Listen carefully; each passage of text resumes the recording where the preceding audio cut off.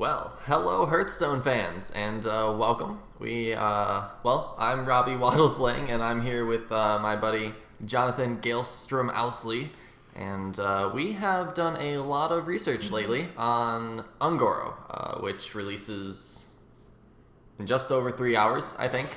3 to 6. I don't know. They'll probably do it tomorrow morning or something. Okay, but so yeah, like it's coming out tomorrow. Coming out tomorrow. That's really exciting, and we have the pretty awesome opportunity to cast the Hearthstone Tespa Collegiate Series this weekend, which will be the first, if not one of the first. It should be the first unless Life Coach decides to stream his big tournament that's going on this weekend at the same time. Got it. So we're going to have some play Hearthstone event that will be streaming Ungoro content. Yeah, so that's really cool. And so we've been doing a lot of research, and we've been seeing a lot of back and forth among the community and pros and casters about what cards are good, what decks are going to be played, all things of that nature. And so we thought we'd chime in. So we've got a pretty somewhat lengthy video planned here where we're going to go over what decks that we think are going to exist in this new Ungoro meta, with everything leaving and all the new cards coming in. What decks will survive, what decks will crop up. And we have a tier list up here we can see here, and we've got just kind of all these decks listed. We have at least rough deck lists for every deck that we see highlighted there and on the tier list. So we've got a lot of content to talk about, and we're going to give you some insight as to why we built the decks the way we did, and why we think that they're actually going to be pretty close to maybe how these decks are played. Yeah, so I mean, a lot of the pros have been doing card reviews and stuff, and we just didn't want to put out another card review. Right. So we tried to take the cards and look at the set, look at what's leaving, look at what's coming in, and kind of take a step-by-step approach. What cards are good? What archetypes that are remaining will still have the core that they need to continue to progress and flourish. And then what new cards did we get in to kind of create all these new archetypes, and how are those going to basically fare against each other? So as Waddles said, we made deck lists, and so we're gonna kind of run through them, why we made the decisions we did. But we're gonna start off first going through the potential class archetype list that you'll see up here. Yep. So we'll start off with Druid. Yeah, so Druid. That first up is that J Druid, and not a whole lot really changed. They lost a few cards. The Azure is pretty much the most notable thing for them. Yeah, the Azure Drake's really the big one, because right now, besides the one-off Auctioneer, the Nourish, and all that, that's their only card draw. Azure Drake kind of gives them everything they need. So losing that hurts a little bit, but not too much. So right. We will still see J Druid, and it will still be strong in the meta. But moving down, Aggro Druid, something that we've seen in the past with Fel Reavers, and so with the Bittertide Hydra, the 5-mana 8/8 beast right. that takes damage once it deals face damage when it takes damage coming in. Probably that card will see mostly in Druid, if not, before any other class, just because Innervate's a card. Right. So that card alone might make Aggro Beast Druid viable, but we'll have to see. And like we said, we'll go into the lists and show you what our thoughts are. But outside that Aggro Druid, Ramp Druid, the Quest, not sure how good it'll be, but it'll be a deck. And Token Druid, always kind of floating in there. Living Mana, we'll have to see how good that card ends up being. Yep. The Token is one that we're particularly interested in. We're both Token Druid players, so we're going to keep an eye on that one for you and let you know if we ever come up with a decent list. The Hunter cards, obviously everyone is in an uproar one way or another about these cards. We're kind of leaning on this isn't so insane side of things. So we've got Marsh Queen Hunter, of course. We think it's going to be a deck. We don't think it's going to be the overwhelming crazy townness that maybe everyone else thinks it does, but it'll be there, so we're going to talk a lot about it. Yeah. And then the other deck for Hunter that we thought might come out and see some play is that mid-range, which might... It's a weird list to try to put together, I know. Yeah, mid-range, Hunter just in general didn't have a lot to lose, to be honest. That's why we really haven't seen it all too much. But they got a lot of really strong tools. A lot of the class, some of the neutral cards, some were good. A lot were not that great for competitive play. A lot of the class cards, Druid got shafted a little bit, Rogue got shafted a little bit. Hunter just got a lot of solid good cards. So we'll have to see if that, plus some of the archetype changes, really bumps mid-range Hunter up. And I kind of expect that it will be. But moving over to Mage, we have... an interesting class. Yeah, Mage in itself has kind of lost a lot of its identity. Freeze Mage lost Ice Lance, Emperor, Tempo Mage lost Flame Waker, and Reno Mage just lost Reno. So with kind of no identity, Mage has a lot of new archetypes popping up. We have the Secret Mage. Archaeologist is a really, really strong card. That coming in with the new Secret and some of the new cards coming in. Primordial Glyph is one to really note. Secret Mage could very well be like the new tempo-ish version of Mage. And then Open the Waygate is such a cool card. Yeah, the Open the Waygate just has so many different possibilities, but it's also, in essence, a very limited card. And I know your biggest factor of it is, hey, I get a free turn, but I also have to use at least half of my previous turn to obtain that free turn. So there's a lot of give and take with that, and it's going to be really difficult, we think, to build a deck that is able to get to that quest and then utilize it in any sort of meaningful way without dying first. So that's going to be I think that's going to be a challenge for mages, but that secret list is one that we do think we're going to keep an eye out for. Control Combo Mage is going to be kind of where the Reno list kind of tends to now at this point. Yeah, this is the combo Control Mage is going to be like, it's going to take the Freeze Mage spot. It's going to have the Open the Waygate, and you're either going to see the Sorcerer's Apprentice with Molten Reflection combo, or you're going to see the Arcane Giant with the Alexstrasza combo. We'll see how consistent it is, right? But it is definitely will be a deck that the Mage Quest is very strong. It's just, do you have enough time to get your OTK combo pieces together, stall the board, play all these mage spells that you need, the spells that aren't in your deck to proc the quest, and get all those pieces together. It's probably less consistent than Freeze Mage. Yeah, and then we've got Tempo Elemental Mage. All of these ones that you see in the white that aren't highlighted, these are decks that we don't necessarily have lists for, and that's because we don't really know if they're going to be a thing. We're not sure. We think that there's a lot of potential there for a Tempo Elemental Mage to appear. There's a lot of cards they can use, but we don't see it coming out soon, and we don't see it coming out soon in a big way. So we're not going to touch too much on those. Yeah, like those types of decks, they got support, but they didn't really have enough support to really make a really solid archetype, at least in our eyes. Right. We'll have to see, maybe certain one of those decks kind of get more support as more expansions come out and those decks become better, and we'll see them pop up in the tier list in like 4 or 5 months or so. Right. But their decks, they're kind of in their infancy, and we'll have to see how they progress over the course of the next couple months. Next couple classes are also in the same boat that Mage is, where they lost a lot of what was, Paladin wasn't played too much. It was a very fringe deck, and that fringe deck lost all of its identity. In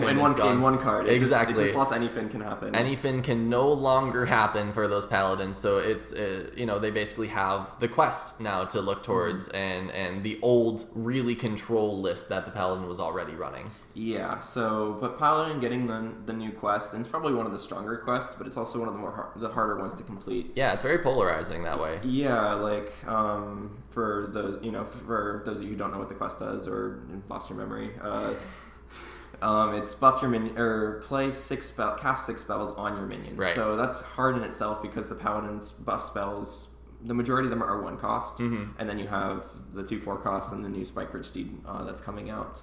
But not only do you need to run a bunch of those to be consistent, but you also need to run a bunch of small minions that may or may not stick to the board. But Galvadon, the reward, 5 mana, 5/5, adapt 5 times, is kind of nuts. Yes. And I really hope he's not as nuts as we think it is. Yeah, statistics are hard to run in Hearthstone, so we don't know how often Galvadon is like more or less guaranteed to give you a 1-turn KO, but it looks like some games, and that's scary. So we're going to keep an eye on that one. The aggro buff Paladin, we think personally could high roll harder than the Marsh Queen Hunter deck, but also we think is going to be less consistent than the Marsh Queen Hunter deck.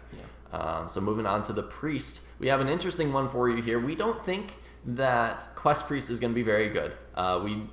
Primarily because Death Rattles are largely unimpressive to us right now. There's like steal cards from your opponent's deck, and there's summon some really weak token minions in the meta right now. But most of the Death Rattles are value-based, and they generate you cards, and that's cool over the course of a long run. And then what the quest does is it gives you a 5 mana 8/8 with Taunt that sets your hero to 40. Which is just a bunch more value.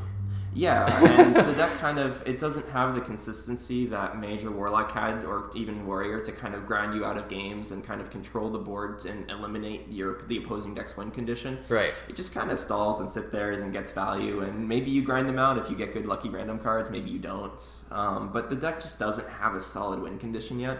We'll have to see if someone comes out with some interesting combo, because they did get a lot of cool combo pieces. But it's just making all that work, and I just don't particularly think there's a strong enough win condition to make that deck viable. So the one deck that we do have from the Priest here is the Purify Priest, and we were kind of early adopters of this one. I guess we maybe started building this deck before it was seen as good by anybody else. We wanted to see what we could do with like the Humongous Razor Leaf and those new cards that were coming out, and we put together a list that looked pretty good to us. So we put it on our tier list. We think that Silence Priest, Purify Priest is going to be a deck that you see very similar in playstyle to Handlock, just they have more flexible silences, and it plays a little differently, obviously. Yeah, and it kind of fills the role of Dragon Priest. A lot of the dragons leaving with Blackrock Mountain rotating out, and it just kind of fills that mid-range, I'm very proactive in the early game, create a lot of taunts. And it kind of fills that space for Priest, which is probably a good thing. But we'll have to see if it's at all as consistent as Dragon Priest was to make it its way into like a tier 2, tier 3 kind of deck. All right. Over to the Rogue, which is another love of both of ours. We're both big Rogue players. And so in seeing the Rogue cards that were released for Ungoro, we're a bit disappointed. We didn't see a lot of power in too many of them. But, that's kind of the case with Rogue cards in general, and it's been said many times, because Rogues have such a great set of classic cards that are just always so high value and so useful. So we think that Rogue is not dead. We think that Rogue is maybe hindered a little bit and maybe slightly crippled, but is going to live on and make its way onto the ladder, and actually maybe even with 3 completely different deck archetypes. Yeah, so Rogues notably losing Conceal, Azure Drakes, and Tomb Pillagers, the 3 really power cards.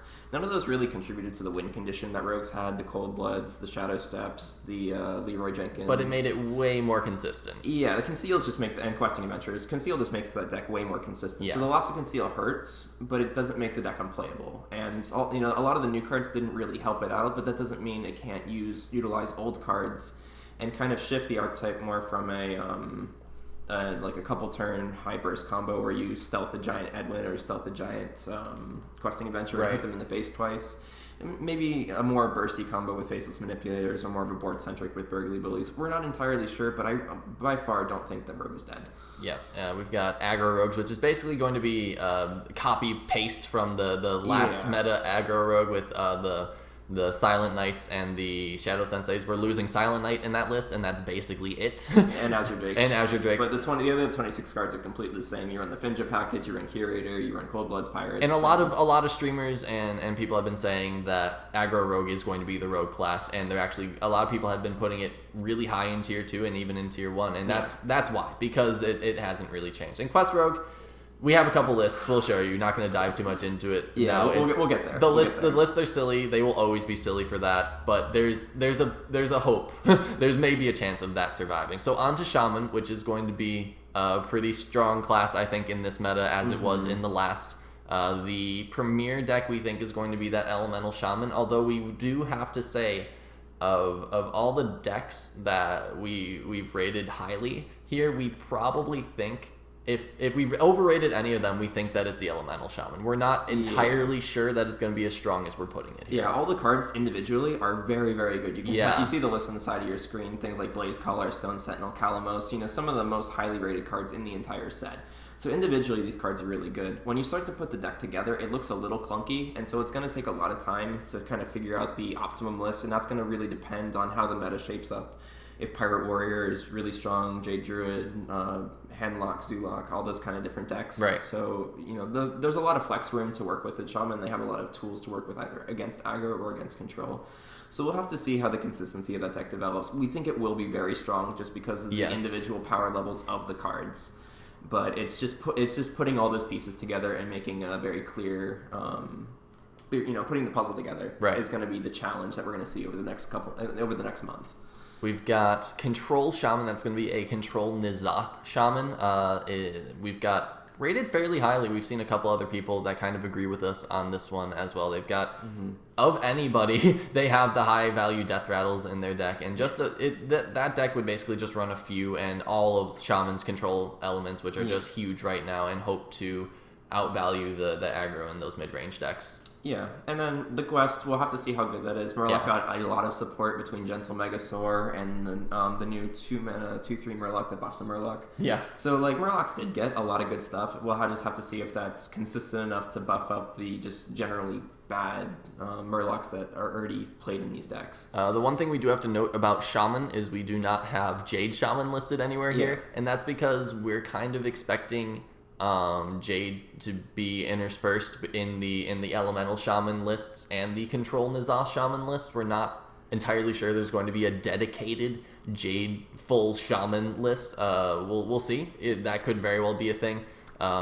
We think overall, I guess our point is that we think it would be a little worse than those two. Yeah, you will see Jades. That will be the 5-card Jade package, Jade Claws, Yes, Jade Lightning Ion. absolutely. Will be tested in Elemental Shaman. It will be kind of potentially core and control Shaman. Mm-hmm. And then maybe we just see a very standard Jade Shaman that we already have that runs the Jade Spirits, Jade Chieftains. All it really loses is Bran and a couple others and in the early game, but maybe you just run it more control, Doomsayers, Devolves instead of the Tunnel Trogs, Totem Golems. So you will see Jades, but it'll just kind of be dispersed throughout all of the different Shaman decks that you see. Warlock. Warlock is another one that has been polarizing the community a little bit in terms of their opinions. A lot of people are saying that discard is going to be really, really up there. And we personally think that discard is strong and not... Well, I mean, you can kind of see. We have it top of tier 2, and we will go into exactly why a little later. But basically, it's strong, not necessarily going to take games consistently off of the tier 1 decks, and that's the only distinction there, essentially. Yeah. And then just solid deck. It got a lot of solid cards. It lost a couple of solid cards, but it's getting just as much as it lost. Yeah. So it will be very strong. And then moving on to Handlock, a deck that we really haven't seen a lot. Reno Lock taking the space of Handlock. Yep. And Handlock is kind of iffy.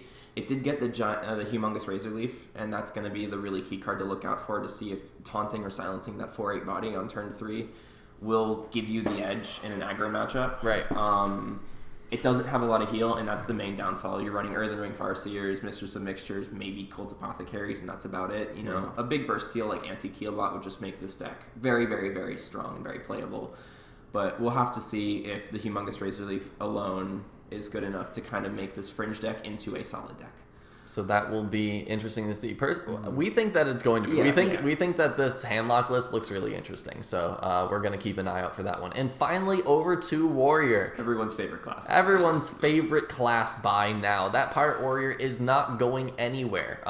It's going to stay probably right up there in tier 1 where it has been for quite a long time and where you are used to seeing it. Mm-hmm.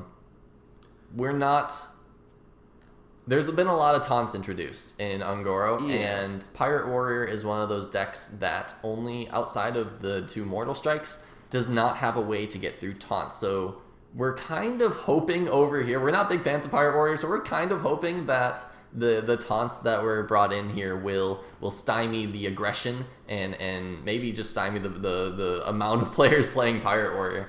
Yeah, but moving along, we have both Taunt Control and Taunt Tempo Warrior. Mm-hmm. The new quest for Warrior is probably one of the most doable, the most playable, and gives you a very solid 1-card win condition over the course of a long game. Become Ragnaros. Yeah, Fireplume's Heart, giving you a 3-mana 4/2 weapon. It changes your hero power to Ragnaros, deal 8 damage to a random minion on the board. Yep. So very, very strong. Might help Control Warrior, allow them to get more consistency in the control aspects, allow them to put more taunts and removal in the deck, and not have to rely on Grom and other things late game to kind of grind their opponents out. Right. And you may just see that that same thing go in Tempo, where you just play on curve, and then you just get Ragnaros, pretty later in the game, and you just keep spamming that hero power, and that kind of gets you through once you run out of steam. But that's going to wrap it up for basically the potential archetypes that we think are going to come out. The table of contents. Basically, quite the long table of contents. Yes.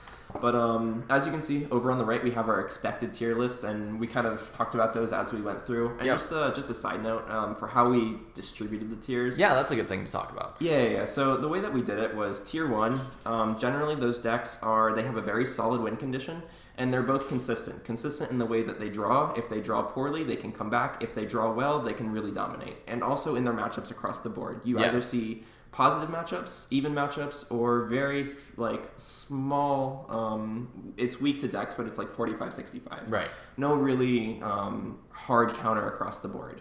Tier 2, on the other hand, it does still have a strong win condition, but it's a lot less consistent. Usually it's matchup wise and not deck consistency wise. Right. So you'll have more of those polarizing matchups where some matchups are really, really strong and other matchups are really, really weak. Stuff like the Miracle Rogue and the Reno Lacavold.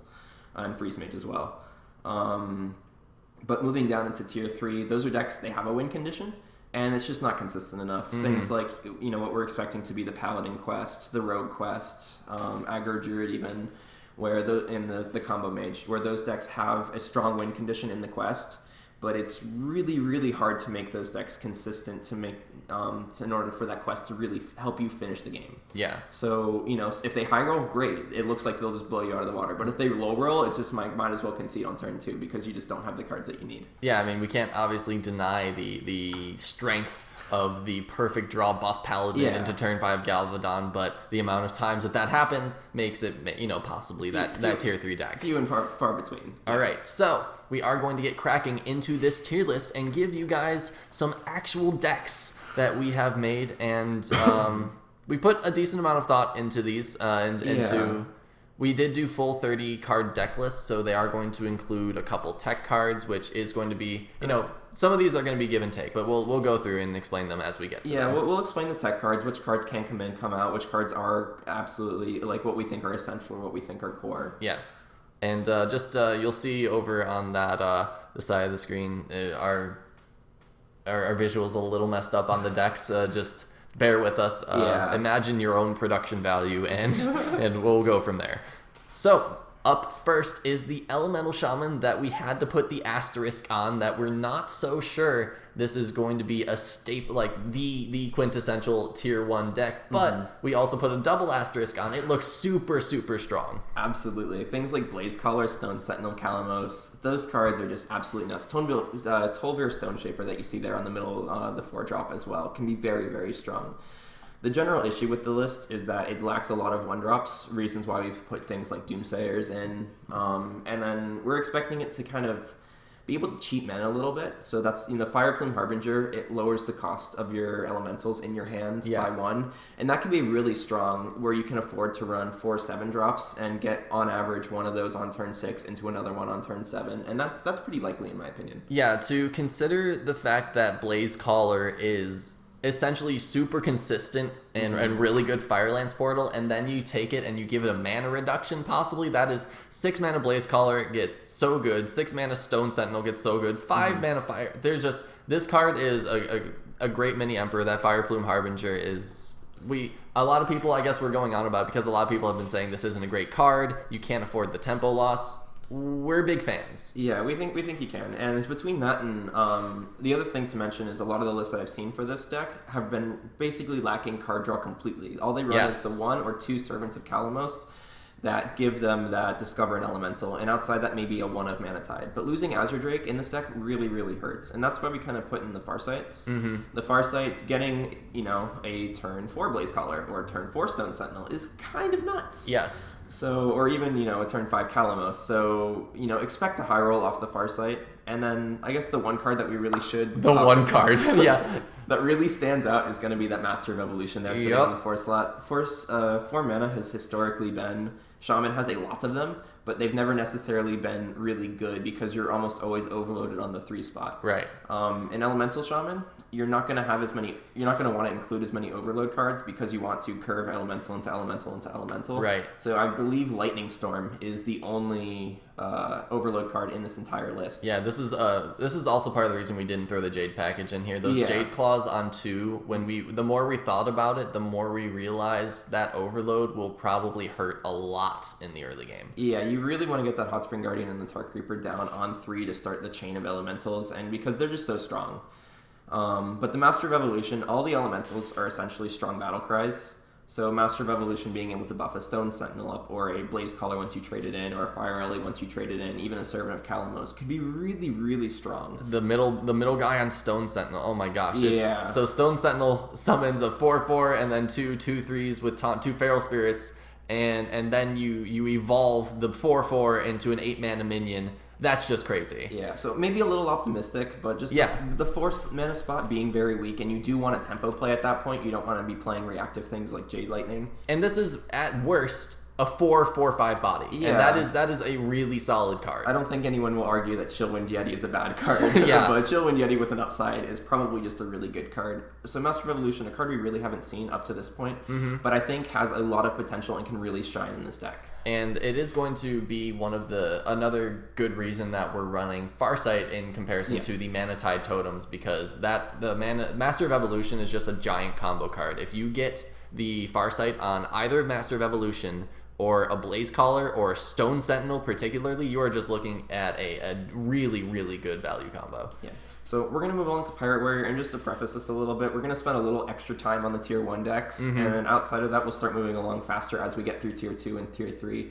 The only decks we're going to probably spend a little extra time on is going to be that Marsh Queen Hunter, because there's so much conflict in the community, whether that's going to be absolutely broken or if it's just going to flop on its head. And Miracle Rogue, which is also pretty content. There's a lot of differing opinions on that one as well. We'll spend some extra time on those two, and then we just really want to explain our thoughts behind Tier 1, why we think they're going to be as strong as they are. Yeah, so just a quick interlude while Gaelstrom's getting this Pirate Warrior pulled up here. I want to talk real quick about draw in the Ungoro meta, because it is scarce.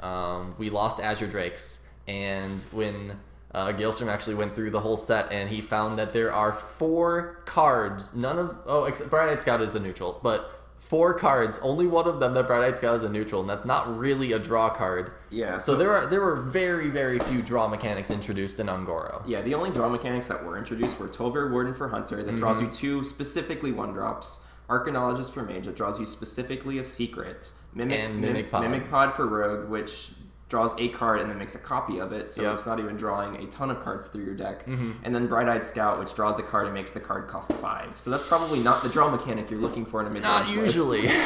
Maybe you might see that in some decks, in some combo decks, in some heavy ramp druid decks, but not generally for card draw. So the point being that mid-range is going to be in a little bit of trouble when it comes to draw and running out of steam in their cards. And actually, a lot of decks in this meta are going to be in danger of that. Not necessarily just the mid-range decks. So the one thing I want to make a point of in Ungoro is that not every deck is going to run draw, I don't think, and that the decks that can run draw, that's going to be a significant advantage, that they have the room to be running draw in those decks. Yeah, so classes which have historically had a lot of draw, Warlock, Mage to an extent, Shaman with Mana Tides and Farsights, you'll see those consistently having strong class draw options available to them. Right. But outside of that, the best neutral draw at this point is going to be Curator, with so many more beasts being introduced into the mix. You lose out on your dragons, but with strong Murlocs and strong beasts as well,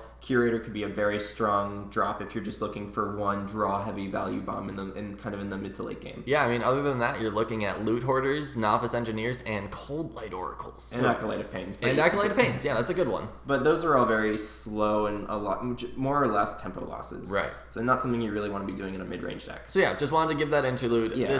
I think personally that draw is going to be a completely different monster in this meta. So anyway, on to Pirate Warrior, which looks very familiar. Yeah, it didn't lose much. It lost Finley, and then there's that one, and it lost the opportunity to run Bash, excuse me. Bash, yes. Slam is staying. Slam is staying, but Bash is leaving. So Finley and Bash, and then you always had that kind of extra couple float spots that kind of moved around. So we think that Glacial Shards are a very, very strong tool for aggressive decks. The 1-mana 2/1 that you see up there in the 1-mana slot. Battlecry freeze an enemy, so that can and a lot of streamers and professionals have kind of agreed this card will be strong in aggressive decks where you can throw it on the board and protect your board essentially. Right. If your opponent was setting up for just a value trade on the board, kill your Frothing, kill your Bloodsail Cultist, you got, nah man, I'm just gonna drop down this 1-mana 1/2. I'm gonna stop any plan that you had, and I'm just gonna keep running face.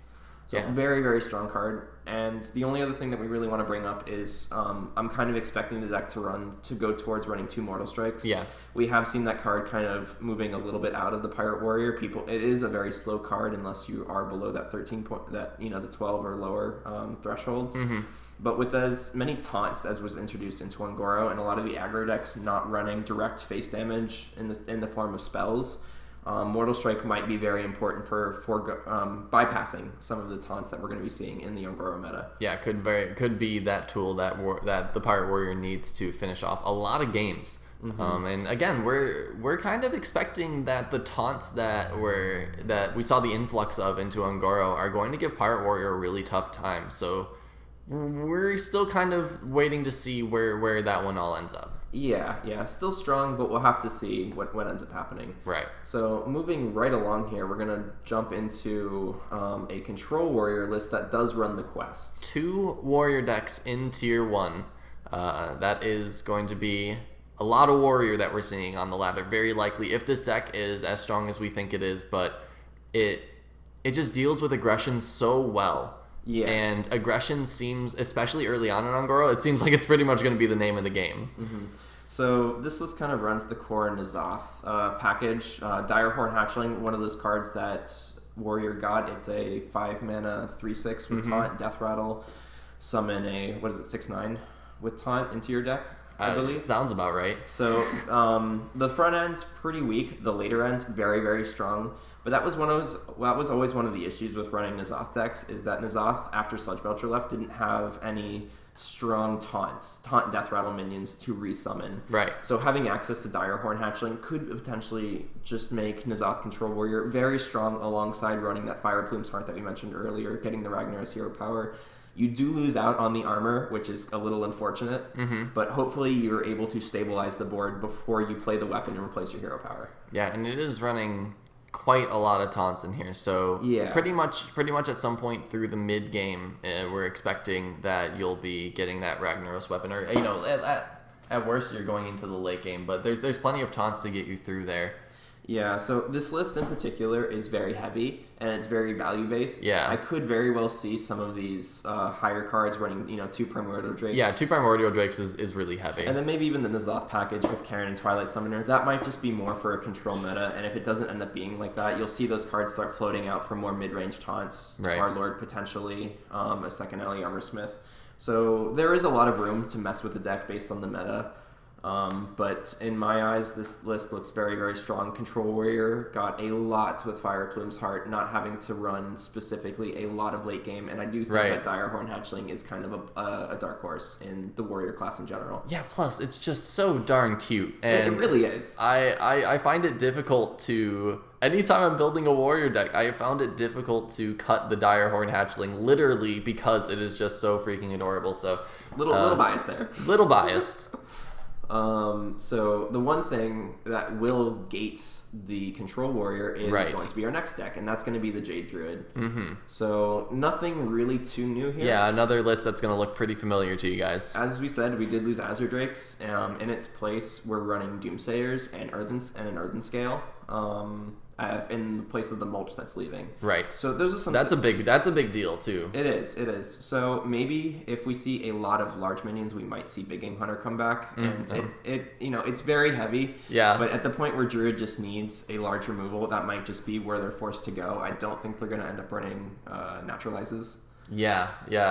But we talked a bit about Naturalize, and I brought it up, and Gaelstrom was like, you just lose the game against the Hunter if you ever play it. Yeah. Like, I brought it up as because, the Marsh Queen, the Jade Druid's going to have some difficulty dealing with that Marsh Queen drop, especially if the 8/8 drop on turn 5 is going to be a big deal. Most quest rewards are 5-mana 8/8 bodies, and that's just really hard for Druid to deal with. So I was bringing up, hey, just run a Naturalize. Who cares if they get 2 cards? And, yeah, no, you really kind of do care if Hunter gets 2 extra cards in that deck. And we'll talk a little bit more about why when we get down to that Marsh Queen Hunter. Yeah, but anyway, Doomsayers making their way into our Jade Druid list. I could very well see that being substituted with Tar Creepers, another very strong tool. Right. Druids historically have been very weak on the 3-mana slot. And then one of Earthen Scales. If you're going to keep the Auctioneer, you lost both Living Roots and you lost Raven Idols. So kind of giving you a little bit of an extra versatility, some extra armor gain later down the road when you have a big Jade, innate 8 Jade, 1 mana, 8 armor, give a minion +1/+1, can be very, very strong. Even on Ancient of War, drop Ancient of War on like turn 8 and then play Earthen Scales on it. I now have a 6/11 with taunt, and I gained 5 or 6 armor. Not exactly sure how that interaction works. Yeah, I imagine it's after. I would imagine it would be after the buff. Yeah. So another thing that I want to bring up, just a little side note, is that Doomsayer over the Tar Creeper. I think Doomsayer is going to be really strong in this meta in general because there's going to be a lot of board and not too much damage from hand that I'm seeing. Like, I don't see hunters running kill commands or anything. And at least right away. I think maybe once they wise up a bit, they might start running some mid-range drops like that. But for the meantime, like, Pirate Warrior is going to have issues dealing with Doomsayer a little bit. The Marsh Queen Hunter absolutely will have issues. The Elemental Shaman is going to have all sorts of issues dealing with the Doomsayer. Mm-hmm. So, and the big reason I wanted to bring it up over the Tar Creepers is Frothing Berserker. Tar Creeper, Gaelstrom brings this up a lot, is just not good at all into Frothing Berserker. Just a little side note. Tar Creeper, a very, very strong card. I'm not going to deny that. Yes, absolutely. We're big fans of it. Yeah, no, the downside of Tar Creeper is it doesn't allow you to be proactive on your turn. So it lets you be defensive. It lets you, if your opponent doesn't have the board to trade into it, and they just pass, it gives you tempo, it gives you initiative, it gives you the extra mana crystal that you might need to deal with their board. Right. However, when playing a Tar Creeper into a minion, a high priority minion, such as a Manatide Totem or a Frothing Berserker, the one attack is doing you absolutely nothing. Mm-hmm. And that's where the issue lies. When you have a priority target on the enemy side of the board that's not trying to hit you in the face, but you need to remove. Right. It doesn't present any threat. Exactly. That's where the tar minions themselves are at their weakest. We'll have to see, how many of those high value priority minions are going to be on the board that early in the game. Frothing Berserker is one that comes to mind for me, and I think because of that, I would rather run the Doomsayers than the Tar Creepers in this list. Right. So that's going to do it for Tier 1, and just as a kind of wrap-up for Tier 1... Yeah, we've got a little mini rant about this. So, in my opinion, these are the decks that either aren't losing a whole lot or gaining very, very strong cards. And they're going to kind of keep each other in check because of this rock, paper, scissors effect that's going on. Jade Druid is naturally going to counter the Control Warrior. Yeah. The Control Warrior and the Elemental Shaman both have tools to keep the Pirate Warrior at bay. And the Pirate Warrior is going to kind of give the Jade Druid a little bit of a hard time. Right. Elemental Shaman, I think, is going to be at the top of Tier 1 because I don't think it's necessarily extremely weak to any of those lists. Right, yeah. It's kind of very just neutral. And that's what Tier 1 is about, right? It's not... I'm not going to blow out all the lists in the meta, but I'm going to have slightly positive to even matchups across the board and consistently do that. Yeah, it's like Elemental Shaman... I've been saying lately that it's going to be the quintessential laddering deck. It's going to be the deck that you bring to ladder, and like worst case scenario, like Gaelstrom brought up at the beginning of the video, you've got like a 45% chance to lose that game in a bad matchup, and usually you're looking at 55% to 60% to win that game. So we think it's going to be a very solid deck in that regard. Yeah. So that's our thoughts behind Tier 1. I guess we'll move on to Tier 2. Yeah, sure. Cool. And the top of Tier 2 is going to be that Discard Zoo. We did not put it in Tier 1 because we don't see it consistently taking games off of the 4 decks in Tier 1. And it would get kind of run over by that Pirate Warrior, which is a big deal as well. Yeah, so the thing about the Discard Warlock versus Pirate Warrior thing, Lakari Fellhound is the card to really watch there. Mm-hmm. Tempo, 4 mana, 3/8 with Taunt. That is absolutely huge. It's going to be insane against the Pirate Warrior. It is a card that a lot of people have rated very, very highly, and I don't doubt that. I don't disagree with them in that regard. Right. I guess the other big debate about Zoo Warlock is, do you run the quest or do you not run the quest? Some people are saying questless Zoo Warlock is going to be Tier 1, and then quest Zoo Lock is going to, like a more mid-range version, is going to be Tier 2. Some people are just saying, and I think I'm more on this boat, you're just going to run the quest in all your Zoo Lock decks.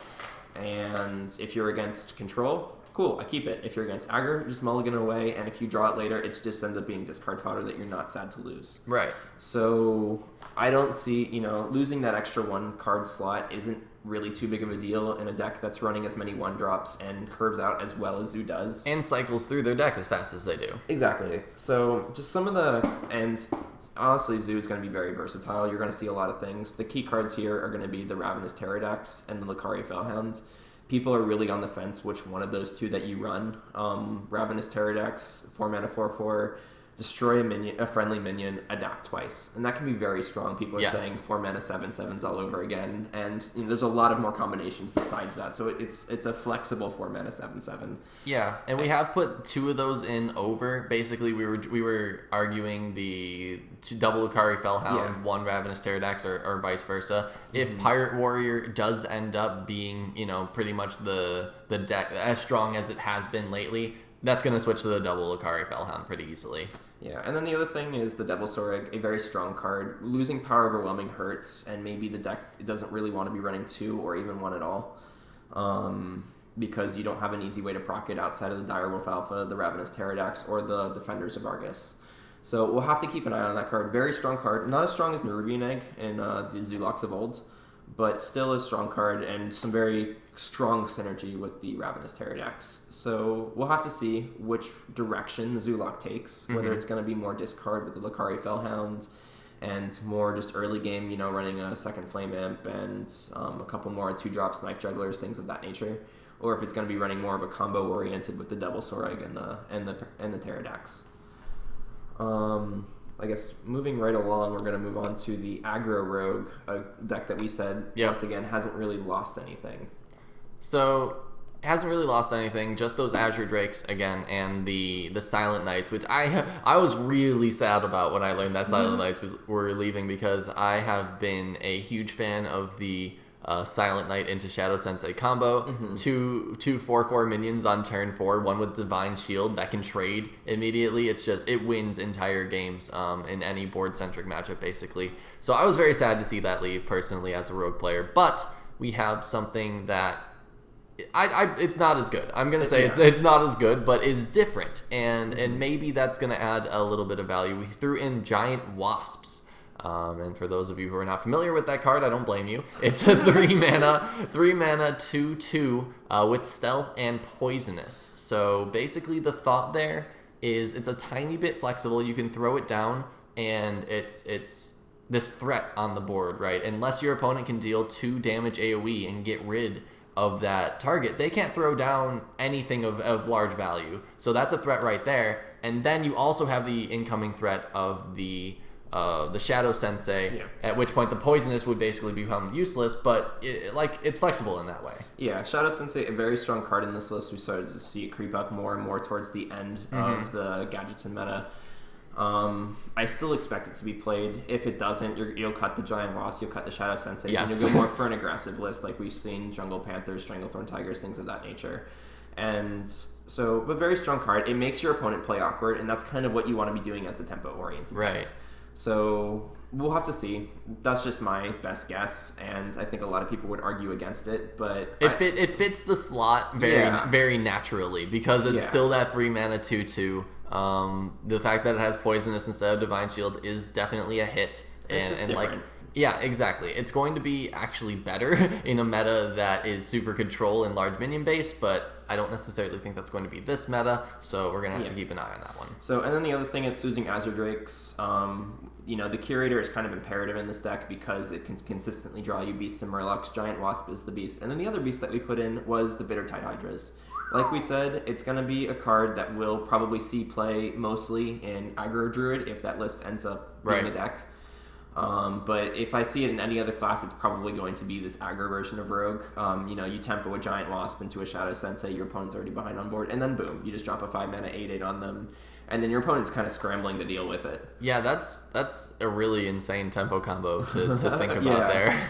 And it's just another beast. It gives you synergy with Curator. There's a lot of discourse, I guess, in the community whether Bittertide Hydra is going to be insane in aggro decks like Fel Reaver was in Aggro Druid, or if it's just going to be really meh and you're not going to be able to take that extra damage. I think it's going to end up on the stronger end. It's just what decks are going to be able to play it, and in my mind, this is going to be one of the few decks that are. So yeah, gonna keep an eye out for those Bittertide Hydras in the aggro rogue. That will be. I'll be happy if we're right about that one. That'll be interesting. Yeah.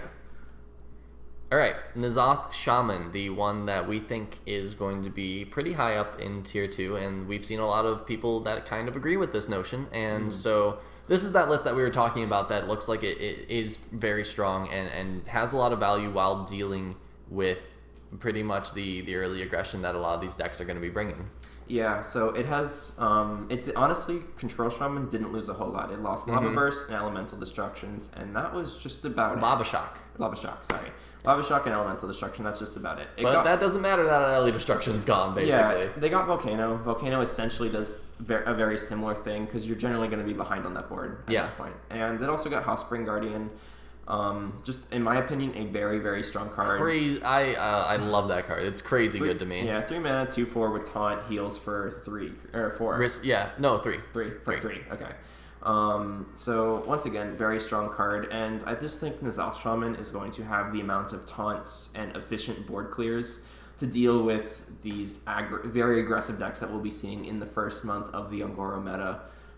Earth Elementals plus Ancestral Spirits has always been, a quintessential combo in the Control Shaman list. You also have things from below, White Eyes, and then Spirit Singer Umbra. It's a really cool card. It's a really good card, and with as small as the Death Rattle pool is, we did get some more, and didn't really lose a whole lot of good Death Rattles. But it's going to be very, very slow, and you're going to want it in a deck more like this. Where you get a value bomb on turn, 9 or 10, where you can drop Spirit Singer plus Aya or Spirit Singer plus Karen. And we are again running the Farsights. We think, well, I guess that it's a little evident just by the list we put together here, but we lean a little bit towards Combo Shaman just in general. Yeah, Farsight's one of those cards that you just almost always see in the Control Shaman list anyway. And so, yeah, that's true. They were definitely including it at the end of last meta. So the combo pieces that we're really trying to high roll with those Farsights are the Spirit Singer Umbra, and then of course any of the Death Rattles that'll go into that. Ancestral Spirit's pretty nice. Yeah, and Earth Elementals as well. Yeah, so there's a lot of stuff that Farsight can hit in that deck that just feel really good. Yeah, so we'll have to see, if this deck is as good as I think it will be. I think it's one of the dark horses in the entire set. Yeah, you've been saying that. And I'm really excited to see if this deck performs as well as I think, and that I hope that it will. Another possible dark horse here, pulling up the Handlock list. So this one is going to be pretty similar, at least in playstyle, and actually a lot of the cards are going to be the same as that Purify Priest that we have down in Tier 3 we'll get to near the end of the video. This one, though, is going to have obviously more draw and a little more cycle to work with. Yeah, so as we said before, the big card to look out here for is the Humongous Razor Leaf. Yep. 3 mana, 4/8, can't attack. Generally, Ancient Watcher, never the best card. Humongous Razor Leaf, just slightly better, 3 extra health. But it being 3 mana is quite significant. 4 mana has always been the big key turn here for Warlock. You have Twilight Drakes, Mountain Giants, and now you can even curve Humongous Razor Leaf into Faceless Shambler, Humongous Razor Leaf into Spellbreaker. So hopefully, if the aggressive decks are very face-oriented, as we suppose that they are, not a lot of burst spell damage from hand, a 4/8 taunt is going to be extremely formidable. The Ancient Watcher 4/5 taunt, also very formidable. The one really linchpin of the deck is going to be the heal, and you see 2 Earthring Farseers, 2 Mistress of Mixtures, but you're lacking that big burst heal of the anti-heal bot that the Handlock used to run. Right. And besides that, the only other big thing to note is we're going to be running Alexstrasza over Lord Jaraxxus. Lord Jaraxxus is great against combo decks. Alexstrasza, in my opinion, is a little more versatile. If you are low, it can do the same thing that Jaraxxus does and bump you up to 15. If you're ahead on board, you can play it as a tempo play, bump your opponent down to 15, and if you have any semblance of board, Mountain Giants, Twilight Drakes, Faceless Shambler, you might have lethal. You can very easily get lethal with this. So personally, I think it's just going to be more flexible, and not as control heavy meta. Alex will probably end up being a better slot than Jaraxxus. And then here, the next 2 decks will be quite controversial. All right. Time to strap in a little bit here. We're going to the Miracle Rogue. We've got 2 versions of this one. One's a little sillier, and we'll show that later. But this is going to be what we think Miracle Rogue... We got a little jumbled there. What we think Miracle Rogue is, in general, going to look like. And we have to preface this with so many asterisks because this is a weird list. Yeah, so like we said, it didn't really lose any of its win conditions, right? It lost, It lost the ability to get those win conditions in play, essentially. Right, so it lost consistency. So it's going to find its way moving down the tier list. But Miracle Rogue, in essence, having access to Sap, eviscerates Cold Bloods and Leroy, plus Edwin. Right, yeah. Sorry, Big Edwin Van Cleef. You mean big biteweeds? Big biteweeds, I love it. Those win conditions haven't gone anywhere. It's just the consistency of getting them out on the board and being able to conceal them to hit them in the face again. Right. So I'm expecting the deck to be a little more board centric. It did get access to Emerald Hive Queen, which is really, really cool in my eyes. Technically, you're not going to be as the rogue.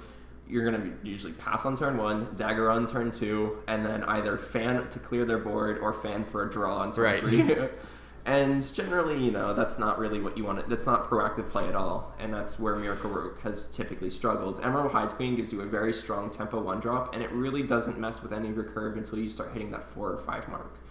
So it's a card that can hit the board, value trade a couple times, and save you quite a bit of life. But I expect the deck to be a little more board-centric. We have featuring 2 Violet Teachers, very good into aggressive decks. Fill your board with 1/1s. Essentially works as another Fan of Knives that allows you to get more pressure and gives you more Cold Blood targets on the board. Burgly Bullies, just a solid body, and you're never unhappy to see coins in Rogue. Right. And then the one-off that I'm really not too sure about, but could potentially be very strong, is that Red Mana Worm. 6 health, as we know from trying to deal with Burgly Bullies, if your opponent's behind, can be very, very strong. Yes. So, and Red Mana Worms can just kind of explode in the deck.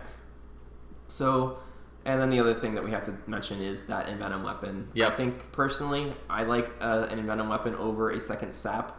I think that just adds a lot of versatility to the Rogue deck, being able to, you don't always have a lot of life to work with, but in certain matchups, mid-range matchups in particular, getting an Envenom Weapon off and being able to kill 2 of your opponent's threats can be very, very strong to develop tempo onto a Teacher, a Burgly Bully, or a Red Mana Worm turn.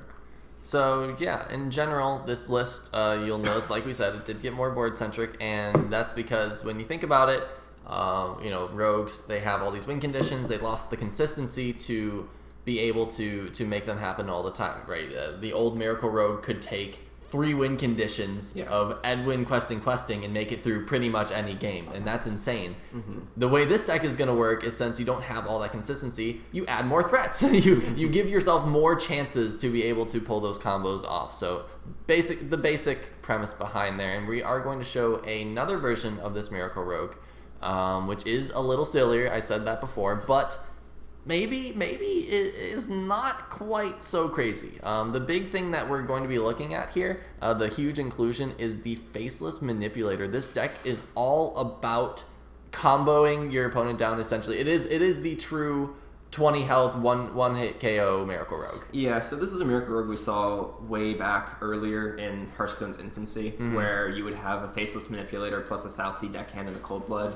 And before, back when Tinker Sharpsword Oil was a card, that was also a very strong combination. Such a good card. It really was. So sad that Oil Rogue that died. Rip Blade Flurry. Blade Flurry. But anyway, so Faceless Manipulator, something you can combo with Leroy Jenkins, something you can combo with South Sea Deckhands, and just a very flexible card if your opponent plays a big threat. If I'm in an 8/8, for instance, you can just copy it, and then you're not too sad. So the 11 mana combo, obviously, we don't have Emperor, so people aren't going to be expecting, I don't think, the Leroy into Power Overwhelming or Cold Blood into Faceless Manipulator combo. But we're playing Rogue, where if you start with coin, fantastic. If you don't, you've got 2 counterfeit coins in your deck, and you're running 2 Burgly Bullies. So that's kind of, you have the 11 mana combo, great. If you can pull that off and you get to turn 10 to be able to do that, fantastic. But otherwise, Gaelstrom was actually pointing this out to me basically right before we started this video. That Faceless Manipulator is just so versatile. It can go on either of the South Sea deckhands. We actually didn't put patches in here. We decided to cut that, so that was the one thing that... But you could very well see it in place of like a Shiv or something. Yeah, no, and the only reason you would run the patches is because it does represent, if you draw it before it gets auto summoned onto the board. It represents a very cheap minion that you can combo again with the Cold Blood and the Faceless Manipulator. So not a huge loss or anything there. Yeah, so Miracle Rogue, one to look out for. Not sure how good it'll be. It has historically had very strong matchups into things like mid-range shamans and the handlocks, Reno locks, and druid decks in general. So if those and priests, so if those classes are kind of prevalent, you'll see a lot more. You might see Miracle Rogue kind of crop up. It really didn't gain anything, but I don't particularly think what it lost was all too essential either. It was very nice. Don't get me wrong. It was very, very strong. Conceal, Tomb Pillager, Azure Drake. Definitely tough to call Conceal not essential, but because it was basically right there. But we're going to see in this meta maybe people proving that it was not. Yeah. So moving on to our second controversial deck. The feature of the night, Marsh Queen Hunter. We don't think it's godly. What? So everyone's saying the Marsh Queen, absolutely insane. I'm going to flood my deck with 27 to 29 1-drops, drop this thing on turn 5, hit you in the face, summon 6 3/2 Raptors on the following turn, and if you're not dead by 7 or baby raging or conceding, something has gone horribly, horribly wrong. Right. But we've done a little bit of the math. They do have the Marsh Queen simulator that everyone's been referring to, and it is a very good simulation.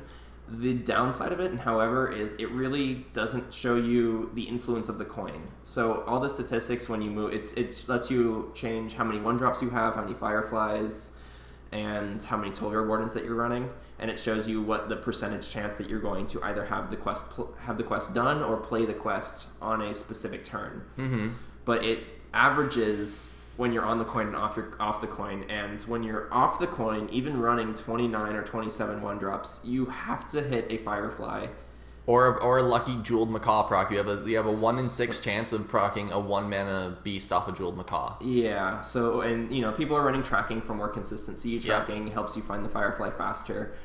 If you are running those 12-year Wardens, so 27 1-drops, 12-year Wardens, and the quests, they actually slow down your obtaining that quest. Yes, so you're just as likely to hit a 12-year Warden as you are a Firefly, and if you do hit the 12-year Warden, you either need 2 Fireflies or a Firefly and a lucky Jeweled Macaw. You're basically screwed at that point. If you're going first and you draw a 12-year Warden at any point in your first 4 turns, it is highly unlikely you're going to be completing that quest. And when the whole point of that 27 to 29 1-drop deck is to complete the quest as fast as possible and just rush face, it almost doesn't make sense to run the 12-year Wardens. Yeah, at that point, so the reason you run it is for afterwards. You get the chance of drawing 2 Raptors. Yeah, and that can keep your value rolling over a long course. The course of. But it hurts getting there, and this deck is just focused on getting there. At least that version of it, and we're not fans of that version of it. Yeah. So just the other thing to point out is if you are running that version of it, generally your turn 4 is going to be a single 1-drop. Yep. Turn 5, you either get lucky and you play it, or you're not lucky and you play a single 1-drop on turn 5, and then you play Queen Carnassa on turn 6. I don't see at that point how, and then at that point you have 15 Raptors in your deck and a total of, I believe, if you've only played 8 cards, the quest, and 7 1-drops.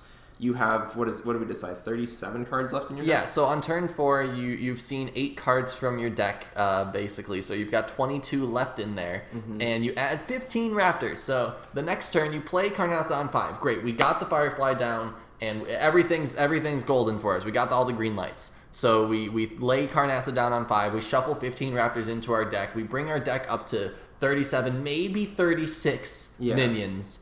And now you draw next turn. So you're looking at a 15 out of 36 or 37 chance of drawing anything that does you any good, basically. If you want to throw, you can throw 12-year Wardens in there and bring that number up to 17 out of 36 or 37, but you're still under 50%. So half the time, the turn after you drop Carnassa, you're not drawing a Raptor. You're playing an Alley Cat. You're absolutely... Unless you get lucky on a 25% chance or lower, you're not drawing 2 Raptors in a row. Yeah. So in my mind, you're not playing Carnassas consistently until turn 6, and you've played a single 1-drop on both on turns 4 and turn 5. And then when you do draw it, you draw a card. Half the time it's a Raptor, half the time it's not. You almost never get more than 2 Raptors.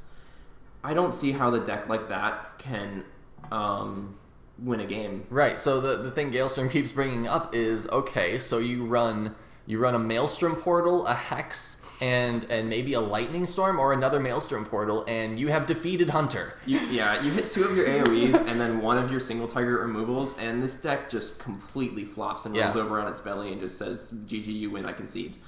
And of course, the counter argument to that by all the Hunter players is, well, yes, but you have to run that in your deck and you have to hit it in your first 5 turns, which is a legitimate point. That is a very legitimate point, but that deck just feels so much like rolling dice against your opponent, but you have fewer dice. Yeah, so with that introduction in mind, and by far, a 5-mana 8/8 beast is very strong. 1-mana 3/2s that draw cards are also very strong. We are fully prepared to eat our words on this deck because we are calling it not fantastic, and if it ends up being tier 1 godly, we were wrong. I'm calling the 29 or 27 1-drop deck garbage. Yes. I will stand by that, and I am prepared to eat my words. I'm definitely on board there. I don't see how that works outside of super high rolling and your opponent just misses. However, I do think the quest is very strong. I just think it's going to have to be taken in proportion. So the list that we propose is going to run 15 1-drops. And those are going to be the most damage-based 1-drops. So Argent Squires, Alley Cats, Fiery Bats, they're impacting the board. Glacial Shards, Fireflies get you there quicker. Jewel Macaws get you there quicker. 1 out of 6 chance to get you there quicker. And then Timberwolves, very weak card just on its own, but when you're running a bunch of Carnassa Raptors and to Unleash the Hounds and the other beasts, Alley Cats, Fiery Bats, Timberwolves can be very, very strong and give you a lot of damage for 1 mana. Yes. But outside of that, we're proposing that you run things like Knife Juggler, Eaglehorn Bow, Animal Companion, Kill Command, Unleash the Hounds. Those cards, you're going to play it more like an aggro hunter that we used to see before Mean Streets and before Grand Tournament. Oh, gotcha. Old Gods. So way back when we saw aggro hunter or face hunter as we all know it, the decks looked a lot like this, where they were a lot of 1-drops, a lot of consistency. You would thread your hero powers in there, and you would just have very strong finishers with Kill Command, Unleash the Hounds. And I think the quest only adds to that, but you shouldn't all in on the quest. The quest is something that if the game goes a little long, you can easily complete by turn 8. Or turn 7. And the later that you throw those Raptors in your deck, the more consistently you're drawing them. So essentially, the quest itself is kind of telling you, hey, take this at a reasonable pace. Just kind of chill a little bit. The one thing I do want to say about that, the simulator, the Marsh Queen simulator, is it might be kind of fueling the fire of this 27-29 1-drop quest. When it's a simulator on a site that players can go to and say, look at these cool things I can do with my deck in the first 5 turns. This is fantastic. If I just run all these 1-drops, I get all these rewards. And then the simulator literally tells you nothing about how the rest of the game is going to go. And not that it should. Not that I'm not blaming the simulator, but it's definitely, I think, adding to the. And I've said this many times. I won't say it on stream, so I'll say it here. It just feels like everyone is a dog chasing a car with this Marsh Queen quest. What are they going to do when they catch it? They have no idea, but they really want to catch it. They complete the quest and like, yes, I got a 5-mana 8/8 on the board. and then they top deck an Alley Cat and they're like, shit. And then they top deck a Glacial Shard and they're just like, shit. We'll try again next game. Yeah, and it just ends up being a very high roll, low roll kind of deck. And I think a deck like this is going to end up being very much more consistent. We'll see play, will be very strong. I just think it might take people a little bit of time to realize that going 29 1-drops probably isn't the best way to approach this. Yeah, and so this 15 1-drop deck is a cool version of it because it has that mentality. This deck is meant to complete the deck as fast as is reasonably possible in these decks. And going through the Marsh Queen simulator, this deck generally completes. It's got like a 60% on turn 6, and so. It's about 70% between turn 7 and turn 8, depending if you're on coin or off coin. So, and that's very strong in my opinion. And on turn 8, if the game does go that long, and you haven't already beat them down with Kill Commands and Eaglehorn Bows and good Unleash the Hounds, then cool. I get a 5-mana 8/8, and then I get to cycle through my deck. That's really cool. And you're drawing a bunch of cards that actually hurt your opponent and do damage to their face. So that's the whole point, is we still get the quest done. We're still running a shit ton of 1-drops and kind of diluting our deck in that way. But the rest of the cards finish the game. And so that's why we think that this version of the Marsh Queen maybe is where it should be going. Yeah. So that's going to wrap up Tier 2. Like I said, these decks are very strong. They have very strong win conditions. Their matchups just might be a little too polarizing to bump them up to Tier 1. And then we're going to move on to tier 3, and that's going to be decks that do have win conditions, and they are strong. And I'm going to kind of draw a line in the middle of Tier 3, and it's going to be between that mid-range hunter and that combo mage. Yeah, it's going to be kind of like a Tier 3 and a Tier 3.5, but not really a Tier 4. Yeah, not trash tier, but I'm really curious to see where these lists go. I don't see them ever being consistent enough to take games off of Tier 1 and Tier 2 decks. But the win conditions are very fun, they're very strong, and they do have the potential to high roll if you can get them consistently. And we are going to see these decks. Yeah, so we'll be showing the list as we go through. But let's move on to the Tempo Warrior. So this is an interesting list. We can talk a little bit about it because sorry, had a slight tech difficulty there. Because as we were building it, we actually thought that this deck was going to be high Tier 2, and even maybe kind of flirting with low Tier 1. But as we were making it, it was kind of like how some of the streamers we've seen. This is a cat, by the way, not a ghost. Just in case you're wondering. Some of the streamers they went and they built the Elemental Shaman, and they got 20 cards into it, and they said, this list is crap, we're just going to scrap it. It looks really clunky. Right, and that's kind of the point we got to with the Taunt Tempo Warrior. It's just it stopped feeling as good as we started building it. Yeah, so Tempo Warrior Volt has always looked really good on paper. It has a very solid curve. It has very solid statted minions across the board. The one issue that it has is it never had a very good early 1 or 2 drop. You kind of typically, and the Dragon Warrior is, old Tempo Warrior and Dragon Warrior kind of fit the same design space, but it's turn 1, and this is Dragon Warrior before you put the Pirates in. Right. But, turn 1, you pass. Turn 2, if you have the Fireworks, great. Yep. That will keep you ahead on the board, but if you don't, you're dropping like a Tempo Armor Smith. And that generally doesn't contest the board all that well, especially in a meta where we're going to be seeing 1/2s with the Fireflies as often as we are. But we're looking at the list here. Armor Smiths, Cornered Sentries. Cornered Sentries giving your opponent 3 1/1 Raptors, probably not what you want to be doing on tempo. Right. On turn 2. Armor Smith, another card you don't really want to be doing on tempo on turn 2. So but that Cornered Sentry plays a really cool part of a combo with the Whirlwinds and the Frotling Berserker. So there's definite power in these cards. So the thing that really separates the Tempo Warrior from the Control Warrior, it's going to be that Battle Rage. Battle Rage, a great mid-range card. It's just Warrior doesn't always have the board control that they need in the mid-game to get a giant Battle Rage off. So, but as we said, Cornered Sentry is a really cool new card, and it's going to combo with things like the Frothing Berserker, Acolyte of Pain, Ravaging Ghoul, Whirlwind, Second Rate Bruiser. That's such a cool combo. 5 mana. The Cornered Sentry and the Second Ray Bruiser come down, and if you have 1 mana left over, you can throw in the Whirlwind there too to clear off the board. That's pretty cool. Mm-hmm.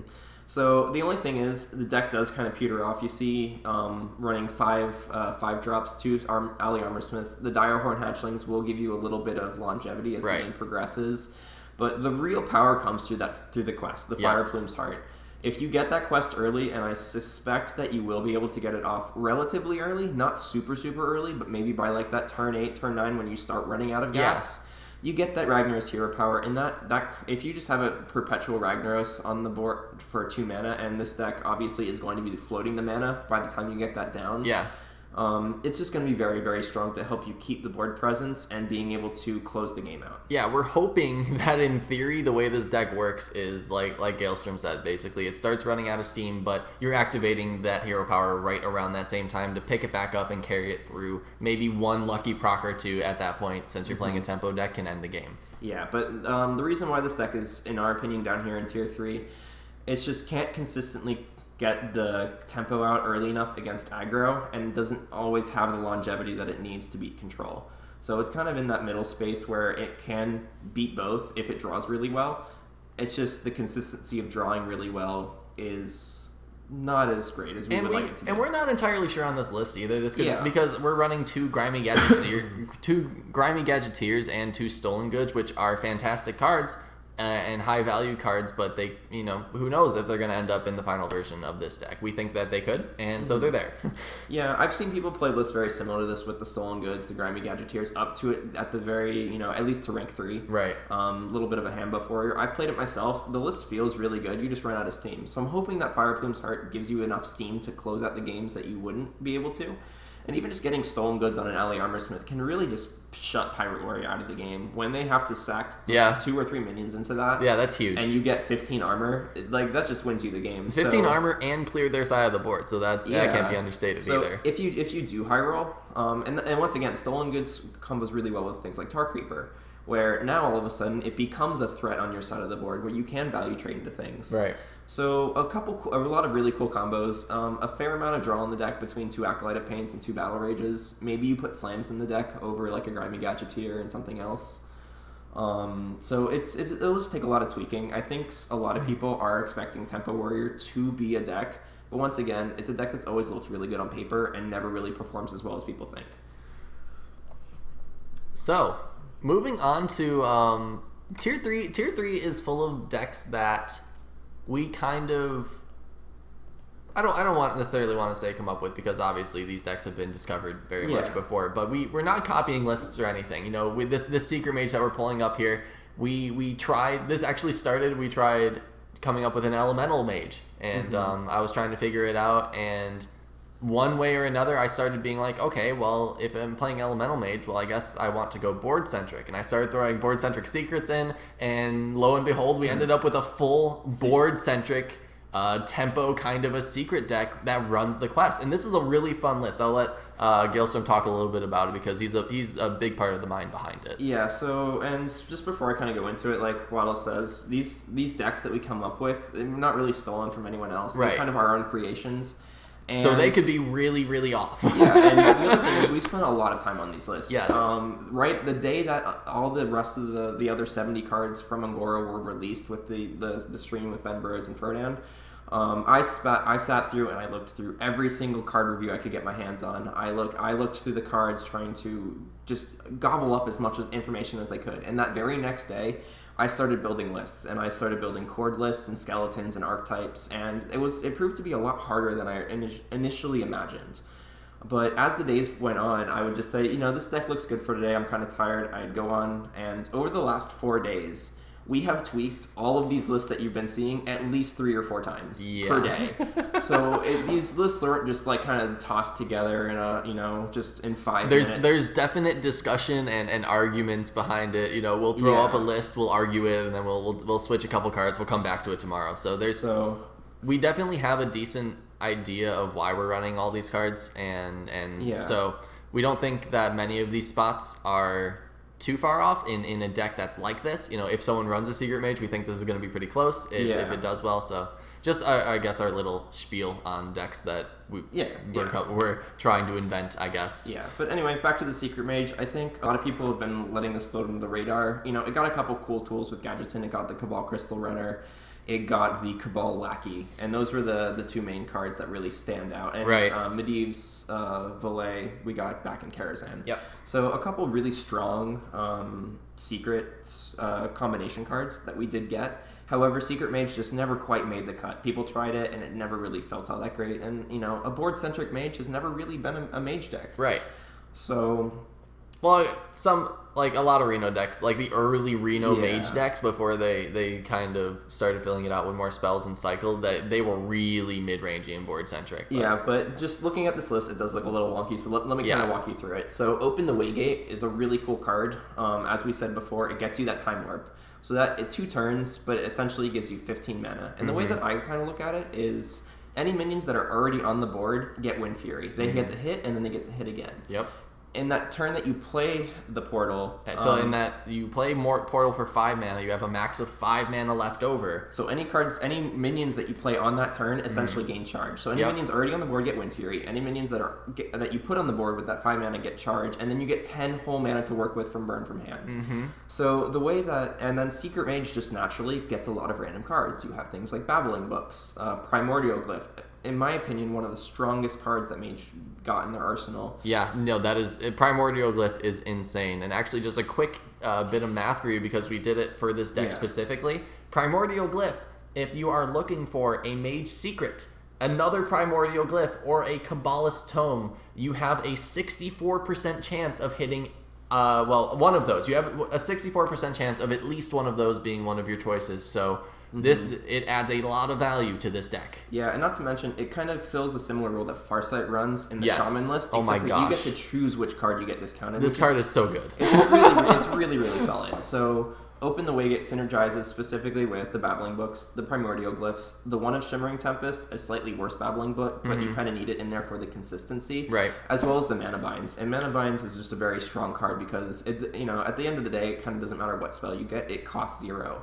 So if you can cheat it out with a Cabal Lackey or a, the Kirin Tor Mage, you essentially just get a free spell. And that can be really, really powerful. But the whole deck is board-centric enough where you are likely to have minions on the board by the time you complete the quest, play the portal, and like we said, minions on the board get Wind Fury, minions you play, like 0 or 2 mana Cabal Crystal Runners can get Charge. And then we're running that one-off large burst spell, Pyroblast. And this is just my own kind of personal flavor and touch. I've played a fair bit of Secret Mage in the Gadgetzan meta, and just found that the deck typically runs out of steam once you hit your opponent down to about 10, 12, 15 life. And running like 2 Frostbolts and 2 Fireballs never really felt great to me because I ended up using them more for removal than closing the game out. So that running that one of Pyroblast just kind of let me push all the damage that you need to close out a game into a single slot, and let you diversify your threats throughout the course of the game. So that's why I really like it. And it works really well with Open the Waygate too. You play Time Portal, run all your minions face, and then that extra 10 mana, you just boom, Pyroblast to the face, 10 damage. Maybe it won't work, but I have really high hopes for this list particularly. We're also running that one-off Burgly Bully, which is going to provide coins, which do count as spells that are not in your deck. So those any coins you get off of Burgly Bully, and that coin that you start your hand with, of course, although I think people are familiar with that one, those all count towards the Mage Quest, so a little bit of synergy there as well. And like Gaelstrom was saying, this deck has a clear game plan. Oh, and Lisa Trailblazer, that's going to add the Ungoro pack, which is, again, another spell not added to your deck. So a little bit of just extra stuff we threw in there to make sure you hit the quest at some point. Yeah, and the Lisa Trailblazer, for me, the deck doesn't run a whole lot of card draw. It just kind of runs that one Arcane Intellect and Spell Generation. So you don't really always get to all the threat, and then it also runs the 2 Arcanologists for draw, a very powerful card in this set, and it kind of puts the deck together alongside the quest. But at least, a lot of times with this deck, if you don't get the Pyroblast, you can't push enough damage, you do run out of steam very quickly, and at least and your hand is often empty, so at least can really just build you that value back up. And I think the deck has enough longevity to get you there. Yeah, so keep board presence with your secrets and all the secret synergy you have there. Really well statted minions for low mana, and you get Open the Waygate at some point. You play it with minions on the board. Those are going to do a bunch of damage. And then if you don't have any minions on the board, like Gaelstrom was saying, those Cabal Crystal Runners are acting like our Arcane Giants in this deck. You throw them down right after you play them. They're basically free by that point because you've played so many secrets. All you need is to play 3, and they're down to 0 mana. So those are very effective large bodies to throw in with Open the Waygate. Not a deck that a lot of players or pros have really talked about. Outside of a couple, Zalay comes to mind. But definitely in my opinion, a very strong deck and one to watch out for. Yep. So, all right, over to another one that we definitely didn't come up with. This is one that a lot of people are going to be playing. It is the Purify Priest. And it runs a couple of interesting cards here. We've got double Shadow Visions for some value, discovering more silences in your deck, and that Mass Dispel. So the Mass Dispel is a card that, as soon as we started seeing Ungoro cards released, we'd see a new Ungoro card, and it would be something like Galvadon, adapt 5 times, and I would just turn to Gaelstrom, and I'd be like, silences, because I've been saying for so long near the end of the Mean Streets of Gadgetzan meta, and now going into here, I've been thinking that silences have been gaining value and are only going to keep gaining value. So that's kind of been my track, and I'm a huge fan of the Mass Dispel in this deck. It does a lot to a lot of decks. Yeah, silences, as you said, very huge. And one of the issues with mid-range deck, 1 is draw, and 2 is You need the tools to beat aggression, and that's going to be removals and taunts. In this deck specifically, it's going to be taunts, large Ancient Watchers, Humongous Razorleafs, and Bittertide Hydras, either taunted up by the Sun Fury Protectors, Defenders of Argus, and Faceless Shamblers, very similar to what the Handlock is trying to do. Right. But also you need to be able to beat control, and if you put all those taunts and early removals in your deck, you can't always beat control. And that's kind of what silences allow you to do. It lets you kind of contest mid-range decks, control decks a little bit better. Mm-hmm. So, a lot of cool cards in this list. Specifically Shadow Visions I think is really cool because it gives you consistency in finding your silence effects. Right. So having the option to almost guaranteed get a third Purify or a third Silence. Yeah, one of our Discover mechanics in this deck is going to be some sort of a silence. Generally, yeah. So very, very strong. And if you just need the extra card draw, getting a Power Word Shields, you're not too unhappy about that either. Especially with how low curve the deck ends up being. And then the card that I want to mention is Mirage Collar. Yes. A lot of people, put Barnes in their Purify Priest decks. Yep. Because you can silence the one that comes off of the Barnes token, and it becomes its full minion. Right. In this case, I would rather have the Mirage Collars choose, I'm going to pick my Humongous Razorleaf, and then I'm going to silence that. Yes. So you turn your 1/1 Humongous Razorleaf into a 4/8 that can attack. And that's, in my opinion, can be very, very, very strong. And that's where the Shadow Visions come to make that having all the silence effects available to you more consistent. Yeah, and so the Mirage Collar, the downside of it in comparison to Barnes is that you do need the minion on the board, but that's kind of the point of this deck, is to get really big minions on the board before your opponent can deal with them. So the idea is that we will generally be able to get value out of that Mirage Collar that way. And the last kind of standout card that you see is going to be that Binding Heal. And Binding Heal, I just think a very strong card. It's going to be able to heal up your minions, heal up your face. It's going to be just a strong one-of in a very aggressive meta. And when you're dealing, when this entire deck is basically minions that are 6 health and up, and largely 8 health and up, that Binding Heal is just a very, very large and inexpensive hero power to keep them nice and healthy. Mm-hmm. And the last thing that I really want to note about Purify Priest is a lot of the other lists are running more of a burst combo. They're running those Inner Fires, Divine Spirits. And Divine Spirits. Yeah. So that's a combo that you're going to want to look out for in this deck as well. I personally don't think you need it. I think you're either going to close the game out of aggressive decks because they can't get through your giant taunts. Right. Or you're just going to be hitting control decks in the face for 4-8 per turn with your medium, early but large threats. Mm-hmm. But very well could be a different direction that the deck takes. All right. The last deck that we have in our sort of first half of Tier 3 before we drop down to Tier quote-unquote 3.5 is the Mid-Range Hunter. And this is a deck that Gaelstrom has been excited about. He really likes Mid-Range Hunter. Yeah, I like mid-range decks in general. Mid-range and combo decks. Mid-range Shaman has always been one of my favorite decks, as well as any type of Miracle Rogue. And I've always really wanted to like mid-range Hunter and mid-range Paladin. Back when they were really good, I was just really starting the game and didn't have all the cards to really make them. So I'm excited to see Hunter get tools, and very strong class tools to make the archetype potentially viable in the set. And right. I'm really happy and excited to see if that ends up being the case. But if you would just want to go through some of the key cards that the Hunter got. Yeah, so a big one that we need to touch on is that Dinomancy. It is in this deck as a one-off, so if you manage to find it early, fantastic. You're going to get recurring value throughout the game. But if not, you don't have to spend that 2 mana on the hero power early. You just keep focusing on board, and it'll come along at some point later. We think that's going to be a really good card, but we don't think you run 2. It gets a little too heavy at that point, so we think that's where the balance is going to be. This deck, we went a little token-based with it. A little bit. Yeah, there's a lot of tokens in here, and as we kept building it, we realized how much there was to work with, and we realized that basically, yeah, you can make a full deck kind of with this concept. So we're running the Knife Jugglers for all the token synergy. For the tokens, we've got Unleash the Hounds. We've got double Rat Pack with the Terror Scale Stalker. The Terror Scale Stalker can also hit either of those Infested Wolves, the Savannah Highmane, and for non-tokens, it can hit the Kindly Grandmother. Yeah.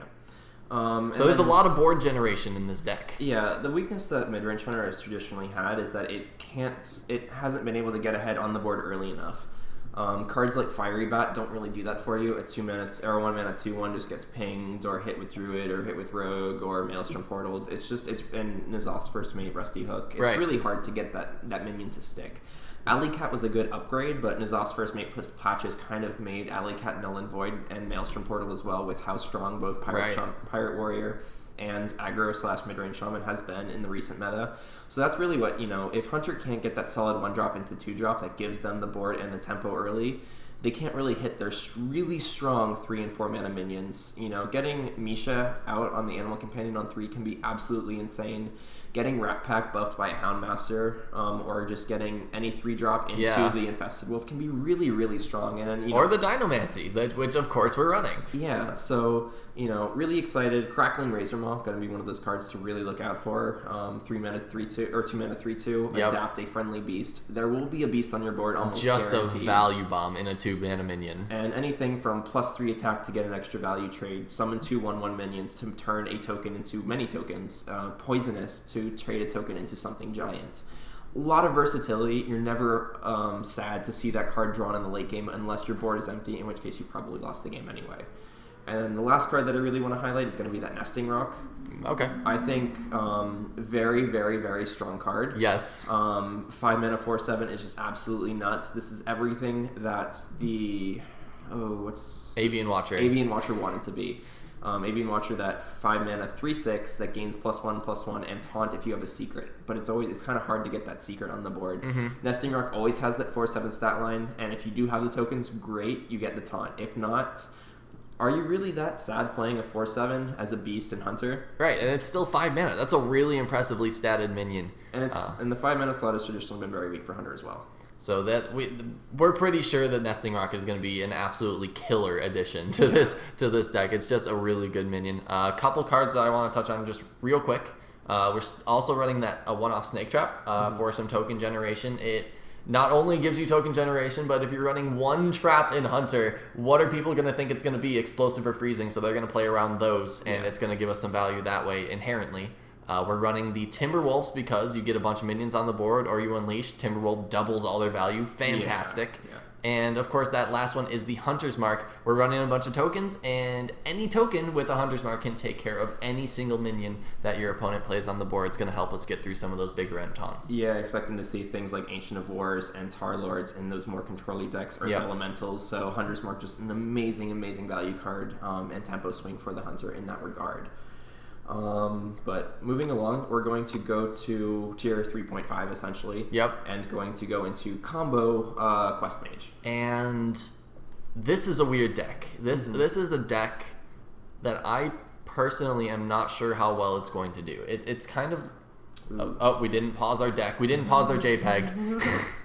Sorry guys, little technical issue there. We've got a really, really boony setup going here with the screen captures, so just give us a pass on that one. But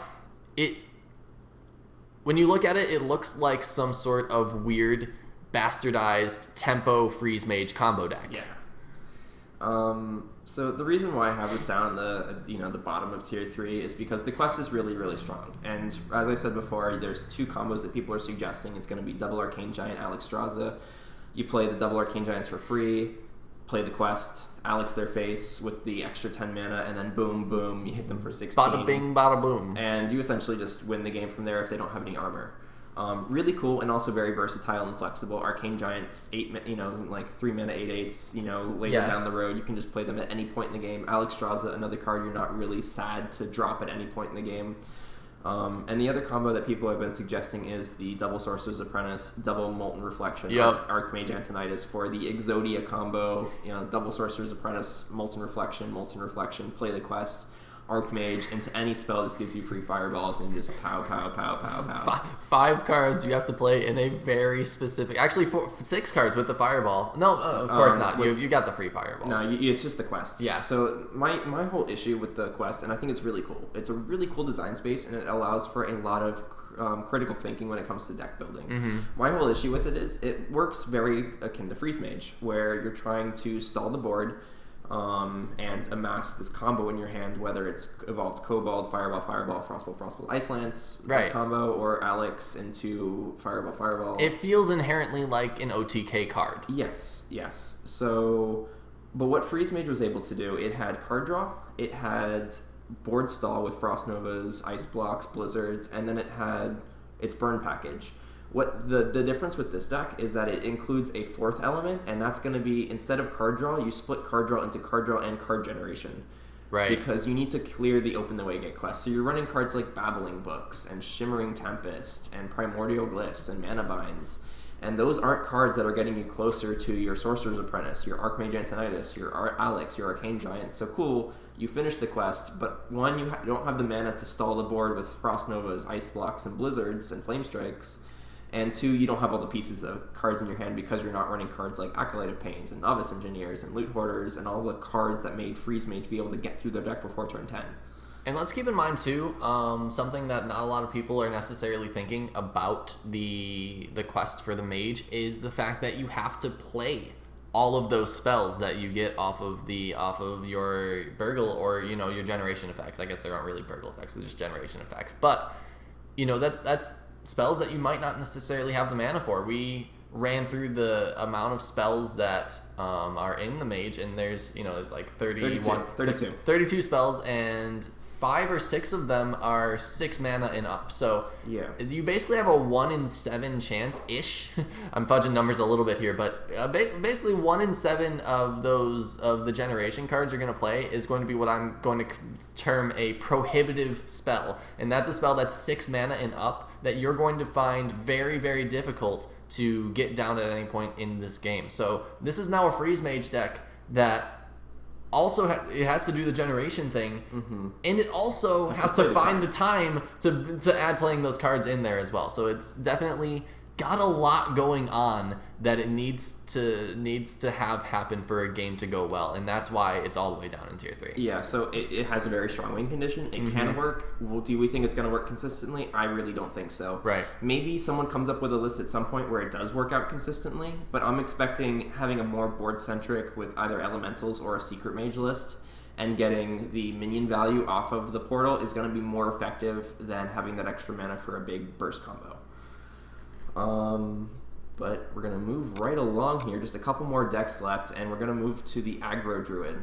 The other deck that we said we might be seeing those Bittertide Hydras in, because most notably you can get them innervated out against you, and it's hard to imagine that play going wrong for you. Worst case scenario, your opponent's going to hit that 8/8 3 times maybe with various sources, one of them maybe being some sort of face or a burn spell, so that you're really not losing a whole lot even in that kind of a worst case scenario, because you're pushing 8 damage to the face the next turn. Yeah, so really cool card. Druid, Innervate, Wild Growth, able to get that out really early on the board. A 3 mana 8/8 is nothing to scoff at. The only issue that I really have with the Aggro Druid is it doesn't have the aggressive tools and the early board that the old Aggro Druid had. The old Aggro Druid had pre-nerfed Leper Gnome, pre-nerfed Knife Juggler, pre-nerfed Force of Nature, pre-nerfed Keeper of the Grove. All these cards helped it get ahead on board early and push damage early. This deck, you've lost your Druid of the Sabers, you've lost your Darnassus It lost Aspirants. so much in the 2 and 3 drop range. And there are no really good 2-drops outside of things like Knife Juggler and Ravasaur Runt, cards that require you to have early 1-drops and have early presence on the board. So, when your aggro deck is forced to run Wild Growth just to hit that 3, 4, 5 mana slot, you're kind of in a really sketchy design space as far as the deck is concerned. That's not to say that the deck can't high roll. Finja on 5 does incredible things. Coin Innervate Bittertide Hydra on turn 2 is kind of disgusting. And, you can never forget the Stranglethorn into Menagerie Warden combo. Yeah, we've got a lot. There's a lot of high roll mechanics in here. Those Menagerie Wardens are high roll mechanics. Those Gentle Megasars are high roll mechanics. And when you look at it, you look at the deck and you say, well, those are just win more cards. Yes, they are. And we need them because we need to find one of these combo tracks in this deck and just push it until it can't be pushed any farther. Yeah, so Aggro Druid got a lot of cool tools. We'll have to see. I'm expecting people to work on it and test the list. I don't expect it to do well. And I think if it gets more support in the next expansion, Aggro Druid could be a very, very real threat. Needs solid early drops. But it really does need the solid early drops. So that's what we're going to be watching out for before Aggro Druid really starts coming onto the ladder. Buff Paladin. All right. This is this is one that not a lot of people have super down. Well, I guess a lot of people are saying that this is going to be really hard to complete, but there's also a lot of people that are saying this is kind of going to be just an easy deck to play and just kind of like bread and butter. Yeah, so, okay, if any of the quests are going to be absolutely nuts, like where completing the quest as early as possible will give you a single win condition that will win you the game more often than not, it's going to be the secret. It's going to be this Paladin quest. Galvadon, 5 mana, 5/5, adapt 5 times. Basically, a good shot at a 1-turn KO and basically guaranteed 2-turn KO. Yeah, you're almost... A lot of the time, you're going to find both Stealth and Wind Fury, and then on top of that, you're just looking for +3 attack as much as you can, and +1/+1, potentially Divine Shield, Poisonous. There's a couple interesting ones there. Yeah. But, the dream is you get a 15/15 Stealth, Wind Fury, 5-mana minion on turn 5, and it's just going to go wham, wham, and you win the game. How easy is it to get there, though, and how much tempo do you lose on the way? It's very similar to all-inning the Hunter quest with 29 1-drops, because you're running 18 1-drops, and they're going to end up being like, 6 to 8 1-drop minions that are kind of sticky. You have Runic Eggs. Some people are running Runic Eggs, Mean Street Marshals, Worgen Infiltrators, Argent Squires, and that Lost in the Jungle are the cards that you're kind of looking to get your early buffs on, and then you're kind of getting weak early buffs. Divine Strength, +1/+2. Adaptation, you give it Stealth so you can keep buffing it. Blessing of Might, okay, cool. Now you have a 4/1 or a 4/2. So on average, you're going to lose a lot of tempo. Things such as Divine Favor, Small Time Recruits can keep you in the game.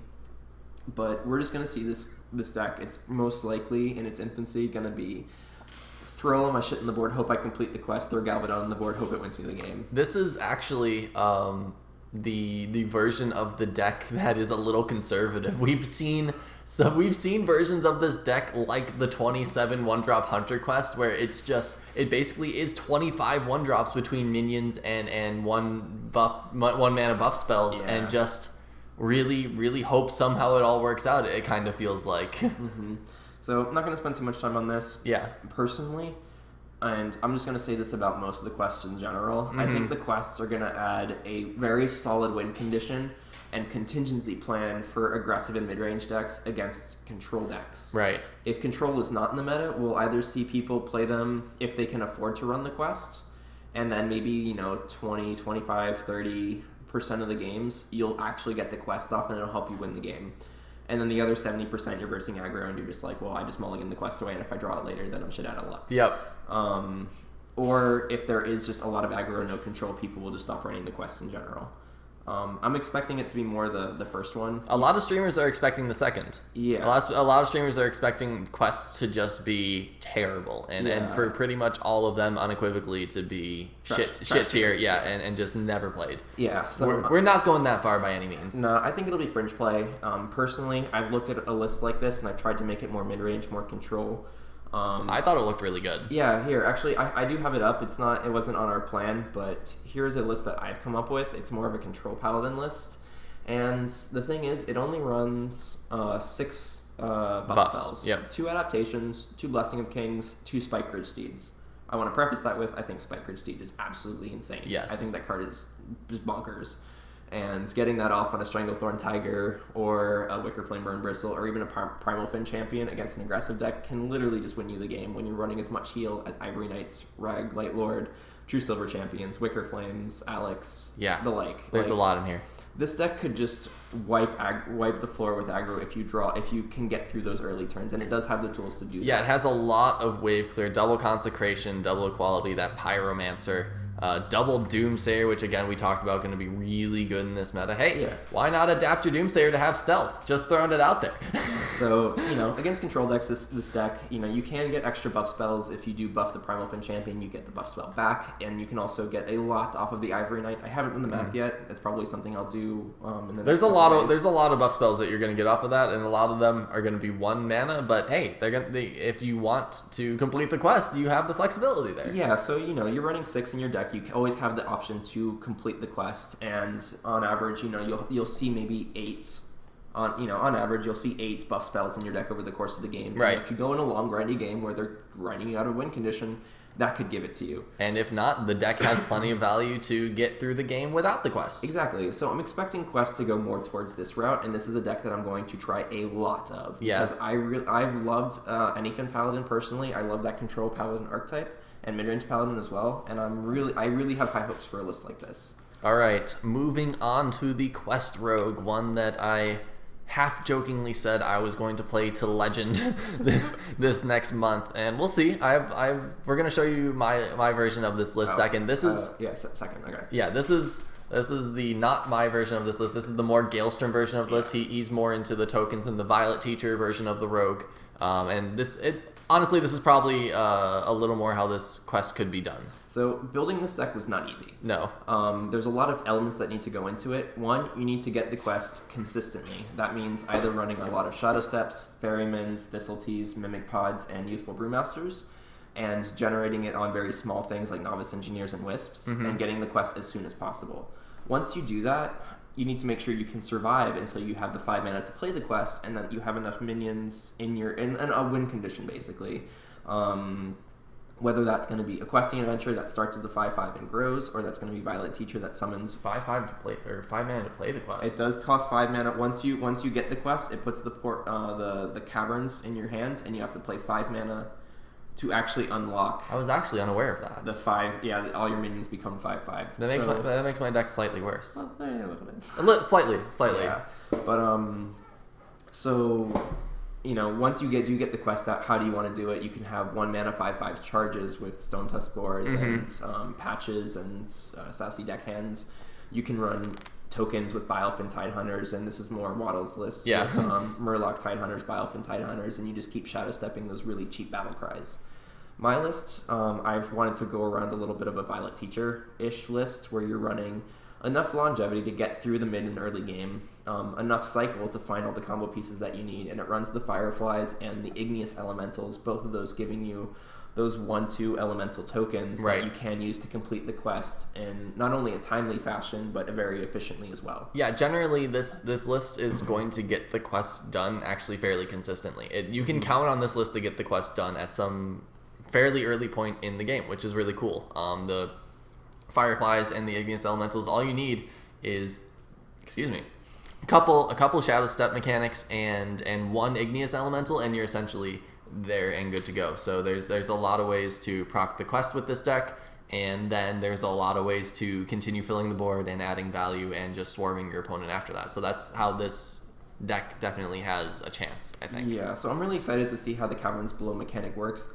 This is probably my favorite quest out of all of them because it's not the most straightforward. Oh my gosh, yeah, no, this is a weird one. Having to bounce minions back, you had to think really laterally instead of thinking, I'm going to fill my deck with 29 1-drops.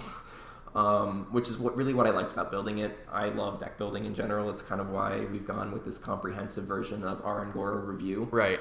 But this is a list I put a lot of thought into. I have hopes for. I'm not sure if it's going to be fast enough or consistent enough, but I'm definitely willing to give it a try and put the time in to find a list that works until I just decide that it just doesn't.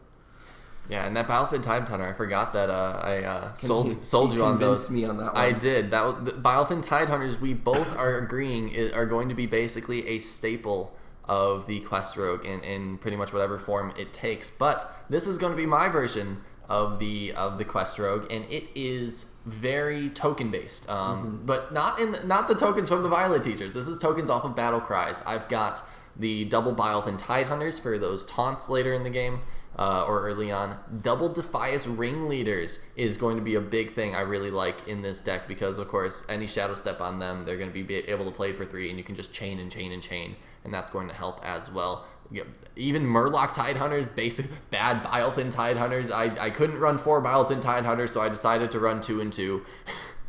Wish I could run 4 Bilefen Tidehunters. That'd be great. Oh, yeah. And the upper end of this deck, it gets a little interesting. It's running the Thistletea that Gaelstrom's version is running, Jonathan's version is running. He convinced me on that. I did not have it in there, and he ended up convincing me on that, so a little bit of give and take on both of our decks. Yeah. And the Vanish is a bit of a weird inclusion that I really like in this deck. If you ever have the mana to play a Vanish, there's a lot of situations in which it will benefit you in this deck. Anything you're sending back to your hand because you are planning to have board presence in this game, so you're not banishing nothing on your board generally. You kick back a bunch of good cheap battle cries that can draw you cards and generate 5/5 tokens hopefully by that point in the game, and you're sending everything back to your opponent's hand, which of course is just generally a good thing for you. And I actually like Vanish so much that I was telling Gaelstrom, I think there may be a version of this deck that hybrids with Mill Rogue and runs double Cold Light Oracle into Bolt Saps and double Vanish as kind of their wave control. But that would be a very heavy Rogue deck, and it's gonna have to stand up to the test of the ladder before anyone tries that out. Yeah, that's going to be definitely a deck for more of a control. Yeah.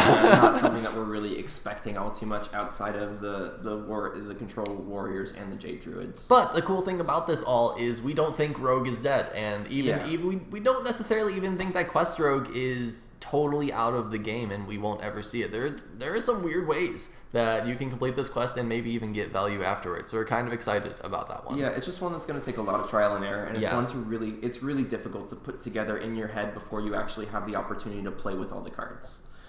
That pretty much does wrap up this whole shebang, though. I don't know. I think we've touched on pretty much everything, such that I can't think of many closing thoughts we would have. So yeah, hopefully this gave you guys a good idea of what the meta is going to look like. That's what we were trying to do. All we were trying to do is figure out what games are we going to be casting this weekend, and we're hoping that maybe we have come up with a bit of an answer. Yeah, I think we're both just really excited to have the opportunity to cast one of the first major streamed events. And we are going to we have made sure that we are not going to be dum-dums on that desk. We're going to know what's going on and hopefully be able to bring you guys along with us. Yeah, we have put in a lot of time and a lot of preparation into trying to discern what Ungoro is going to look like. Hopefully we've represented our thoughts in a reasonable and understandable fashion for you guys, and hopefully anyone who took the time to watch this whole video got something out of it. Kudos to you guys. I don't know who the hell you are, but you clearly, maybe send us a message or something so we can thank you personally, because no one should be watching this. I hope someone watches this. But anyway, I'm really looking forward to seeing how our predictions hold up over the next month that I'm or super two. excited about. So the thing that Gaelstrom did say, that he thinks this is where the tier list is going to be about a month after Ungoro drops. Yeah. So after everyone's had a little bit of time to see where everything stands and had a little bit of time to finesse some decks out. Yeah, a lot of the Hearthstone community is very... they like the trial and error version. As going through a lot of the streams, people take very little time and thought and effort into actually thinking about how the decks are going to play out and building the decks in general. They put 3-4 minutes and they put a list together, and then they're going to they try it, and then they have a really good sense of what feels good, what feels bad. And a lot of top tier players are able to just take a deck, and it doesn't even have to be a good deck, and they can still win with it and tell you what was wrong with it. Yeah, so we put the time. Not the top tier players. We both did hit Legend last month, so that is. But that is our reigning accomplishment, so we're by no means anywhere near those pros. Right, but hopefully we put the time and effort in, and to kind of put the theory into context. Yeah. And hopefully it all rides true over the next month. But so yeah, if we were right in a month, let us know, send us a message, and we will probably respond. And we hope you enjoyed the video, and if we are still in the scene, we'll do another one when the next set comes out. So we'll see you then. All right, sounds good.